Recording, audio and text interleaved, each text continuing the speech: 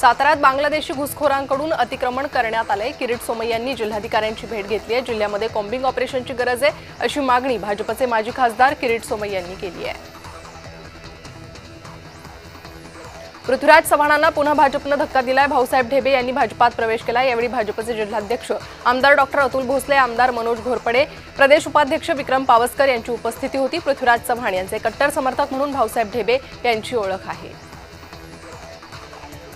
नगराध्यक्षपदामागे केसरकरांची ताकद आहे। नारायण राणे, रवींद्र चव्हाणांमुळेच नगराध्यक्ष झालो, बाकी कुणाचा काहीही संबंध नाही असं म्हणत सावंतवाडीचे माजी नगराध्यक्ष संजू परब यांनी नितेश राणेंना प्रत्युत्तर दिलंय। धनंजय मुंडे यांनी जरांगे यांचे आरोप फेटाळले। जरांगेंच्या बाबत कसलाही आकस नाही। राष्ट्रवादीचे आमदार धनंजय मुंडे यांनी हे वक्तव्य केलंय।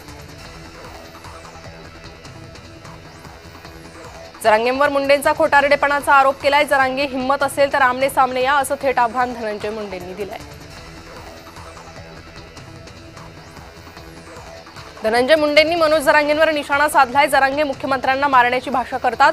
अंतरवाली सराटीमुळे दोन समाजात अंतर पडलं। प्रकरणाची सीबीआय चौकशी झाल्याशिवाय मी गप्प बसणार नाही असं वक्तव्य धनंजय मुंडे यांनी केलंय।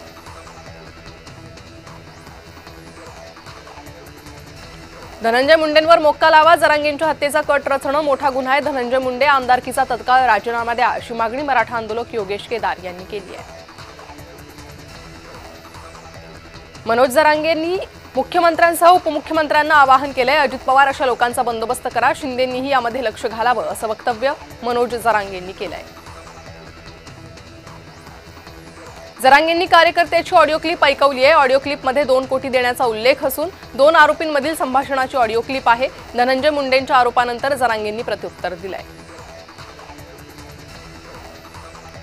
नार्को टेस्ट करण्यासाठी आधी अर्ज करणार आहे। धनंजय मुंडेंच्या मागणीवर जरांगेंनी उत्तर दिलंय।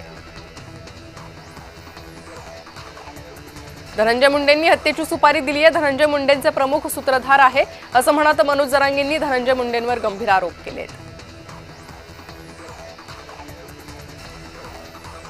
हत्येचा कट रचणारे धनंजय मुंडेच आहेत, हा खूप गंभीर विषय आहे। मुख्यमंत्र्यांनी लक्ष घालावं असं आवाहन मनोज जरांगेंनी मुख्यमंत्री फडणवीसांना केलंय।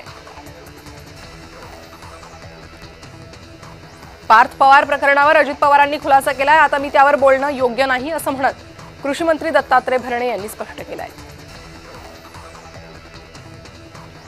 आरक्षणाचा नाही जीवन मरणाचा प्रश्न आहे। समाजासाठी जीव द्यायलाही तयार आहे। मराठ्यांसाठी लढतोय म्हणून मला मारण्याचा कट आहे असं वक्तव्य मनोज जरांगेंनी केलंय। वंदे मातरमला विरोध करणाऱ्यांनी देश सोडून जावं, देशाचं गुणगान गायला नकार द्यायची प्रवृत्ती चांगली नाहीये असं वक्तव्य अकोल्याचे पालकमंत्री आकाश फुंडकर यांनी केलंय। निवडणुकीपूर्वी रत्नागिरीत राजकीय वातावरण तापलंय। रत्नागिरीत 10 वर्षात 44 कोटींचा डांबर घोटाळा झालाय असा आरोप ठाकरे गटाचे माजी आमदार बाळ माने यांनी केलाय। पुण्यात पार्थ पवारांच्या विरोधात मनसे आक्रमक झाली। तहसीलदारांच्या दालनाबाहेर मनसे कार्यकर्ते आक्रमक झाले। पार्थ पवार यांच्या पुतळ्याला नोटांचा हार घातला असून उपमुख्यमंत्री अजित पवारांच्या विरोधातही घोषणाबाजी केली आहे। भाजप हा पक्ष गिळणारा राक्षस आहे। 2029 पर्यंत अजित पवार आणि शिंदेंचा पक्ष संपणार असल्याचं वक्तव्य विजय वडेट्टीवार यांनी केलंय। पुण्यातील वादग्रस्त जमीन व्यवहार रद्द करण्यात आले आहे। चौकशी समिती गठीत करण्यात आल्याची माहिती अजित पवारांनी दिली आहे। अधिकाऱ्यांनी चुकीच्या सर्व बाबींची चौकशी करावी असं वक्तव्य अजित पवारांनी केलंय। सरकारी जमिनीचा व्यवहार होऊ शकत नाही, रजिस्ट्रेशन कोणी केलं असा सवाल अजित पवारांनी उपस्थित केलाय। या संदर्भात पारदर्शक चौकशी व्हावी अशी मागणी अजित पवारांनी केली आहे। संभाजीनगरात शनिवारी ठाकरे गटाच्या बैठकीचं आयोजन करण्यात आलंय। पदाधिकारी आणि शिवसैनिकांची उद्धव ठाकरे बैठक घेणार आहेत।